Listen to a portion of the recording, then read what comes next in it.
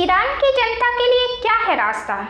America, Israel और Iran युद्ध चल रहा है। इस युद्ध में अमेरिका और इजराइल और ईरान तीनों एक दूसरे को खत्म करने पर तुले हुए हैं। पूरी तरह नेस्त नाबूद किए जाने के लिए तीनों देश भिड़ चुके हैं और इस तीनों देश के युद्ध के वजहों से पूरी दुनिया में तहलका मचा हुआ है। दूसरे देश के प्रमुख की आंखों की नींदें उड़ चुकी हैं। दूसरे देश की जनता परेशान है कि इस युद्ध का असर क्या क्या होगा। लेकिन इन सब के बीच सबसे अधिक खतरनाक स्थिति में अगर कोई है तो वह है ईरान की जनता। ईरान की जनता भी दो भागों में बटी हुई है। एक भाग जो इस्लामिक क्रांति का समर्थक है और दूसरा भाग जो इस्लामिक क्रांति का विरोधी है।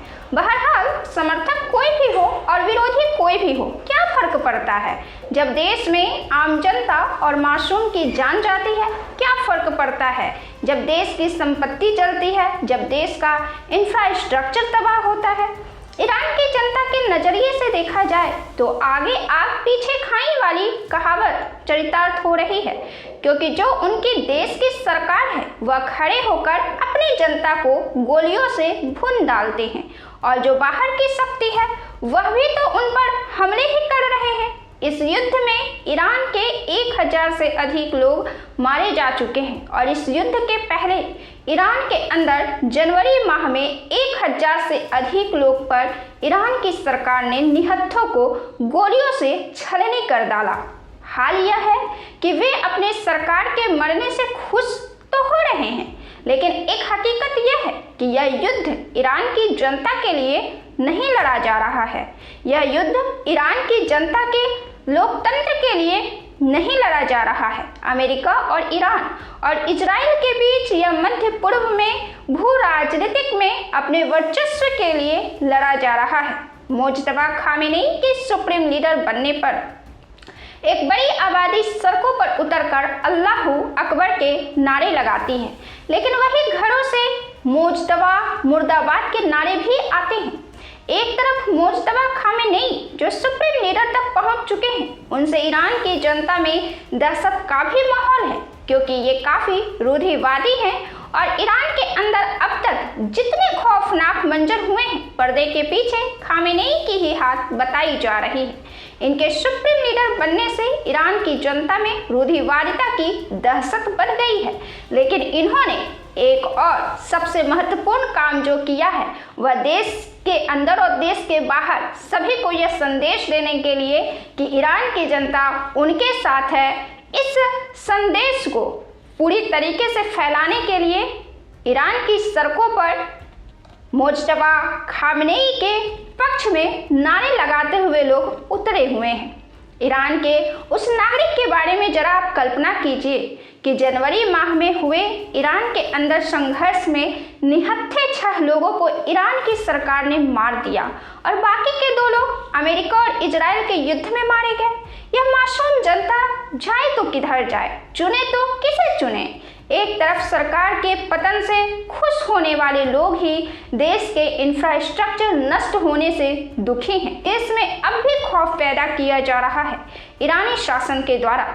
वहीं दूसरी तरफ खामेनी की मृत्यु पर खुश होने वाले अब असमंजस में हैं कि वे खुश हों या दुखी।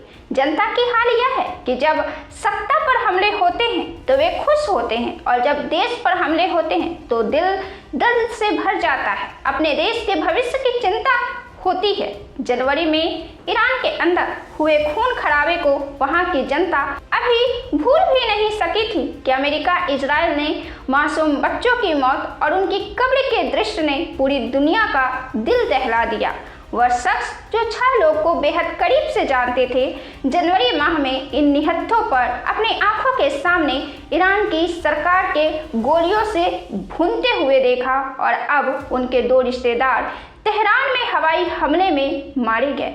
ऐसा लगता है जैसे ईरान की जनता मौत के मुंह में झूल रही है।